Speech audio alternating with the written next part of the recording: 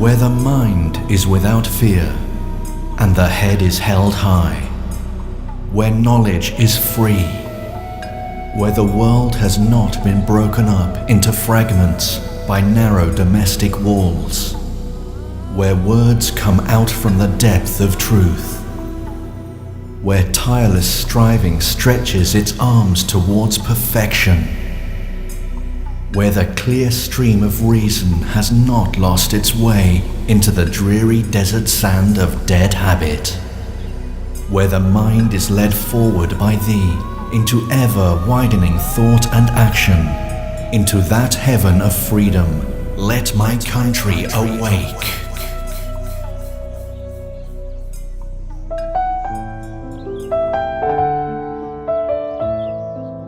The state of Odisha has a total number of 62 tribals, and purely in terms of percentage, the indigenous tribals form 24% of the entire state's population.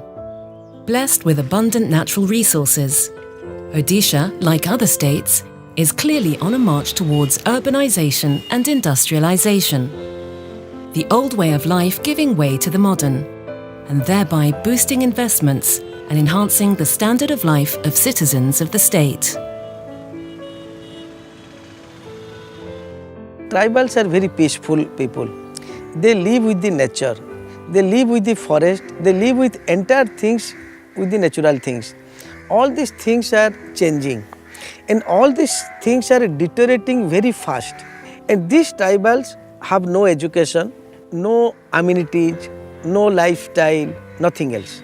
When these problems are going on at the same time, industrialization takes place very fast and people destroying particularly forests.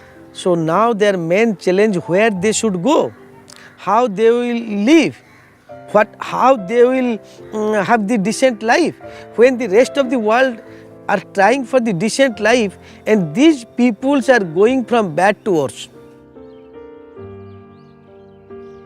Wealth is concerned, those areas are rich, but the tribals are poor, and their major problem is education and skill development, poverty. They are not the part of the mainstream of development of the state. Because of the historical reasons, they are far behind than the coastal people. But Dr. Samanta, he brought those deprived section of the children from the poorer sections of the tribals to his institute, that Kalinga Institute of Social Sciences. Dr. Achyuta Samanta has been at the forefront of one of the most unique initiatives formed to provide upliftment to the tribals and the economically downtrodden, tap into their potential and transform them into productive citizens. The Kalinga Institute of Social Sciences provides top-quality education for the tribals. It is a place where no expense has been spared in terms of equipment, facility and personnel. And the most amazing thing of all is that education is provided free. And it all began with an investment of just 5,000 rupees. When I started this venture with only $100 or 5,000 rupees, I have never thought of that this venture will come to this position so quickly, so nicely. But coming up to this position is a very Herculean task. That when we started in 91-92, both the organization, Kalinga Institute of Industrial Technology, at present it is a very promising professional university with 25,000 students, and Kalinga Institute of Social Science, which has also started. Now it has become the beauty of the entire world with 25,000 poorest of the poor indigenous children. Both the organizations started with 5,000 rupees in 2 rented house. Dr. Samanta started a Kalinga Institute of Social Sciences for the tribal children with the objective of giving them free education, free accommodation, free food and also make them employable after their education. Today, it started with 125 students only. Today, in this campus alone, there are 25,000 tribal children getting their education. They are from the poorest of the poor or from the below poverty line. Those who don't get 2 square meals a day in their homes, those who do not have 2 pairs of dress in their home.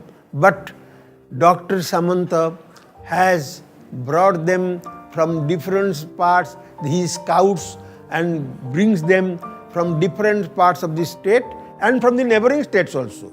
Dr. Achyuta Samant, he is a visionary and he's changed the lives of thousands of children from the most remote parts of the state.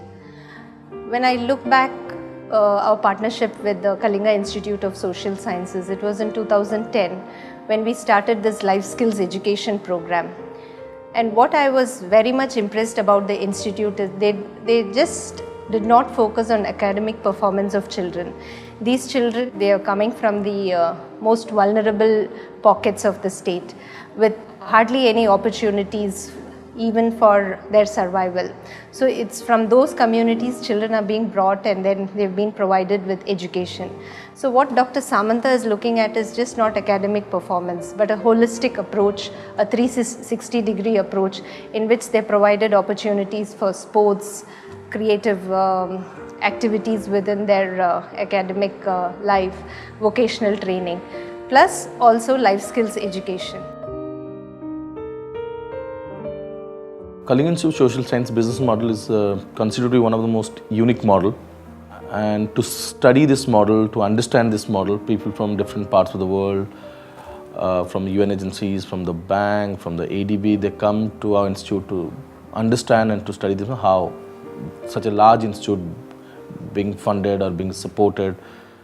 And largely I must say that the Kalinga Institute of Social Sciences is mostly dependent on the Kalinga Institute of Industrial Technologies financial support rather than any foundations, donors or charitable institutions. 5% of the Kalinga Institute of Industrial Technologies university's turnover comes to Kalinga Institute of Social Science for its recurring and non-recurring expenses.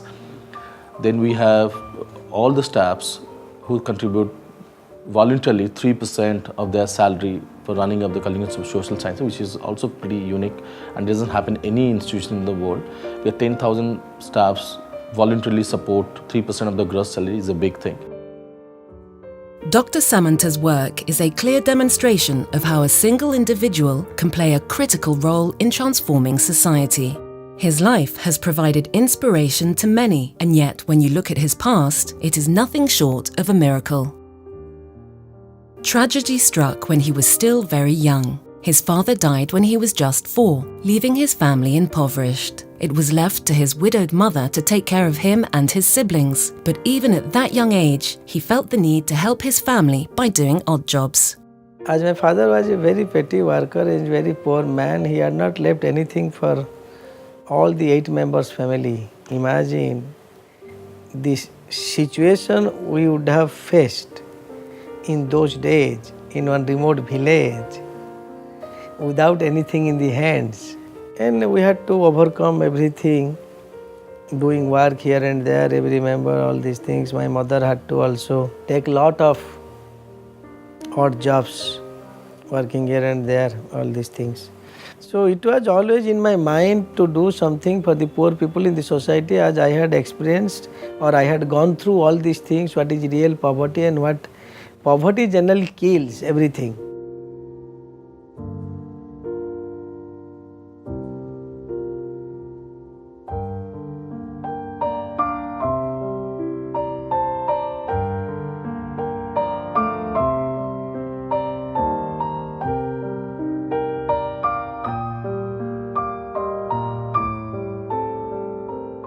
So only it was in my mind to do something good to the society, and I started with a very small thing. But God is very kind to me or great to me. He has fulfilled all dreams.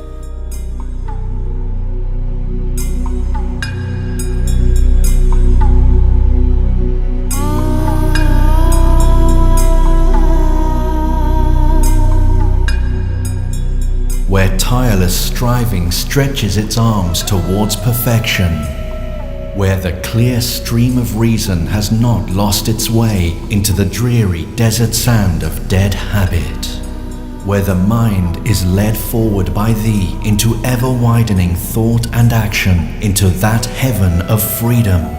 My Father, let my country awake. Dr. Samanta's life is also clear evidence of how it only takes one person to change the world. One person to make an impact. One person to give a helping hand and to emerge as an agent of change. Dr. Samanta has been that person, and because he took that step, the lives of those around him have been changed for the better forever.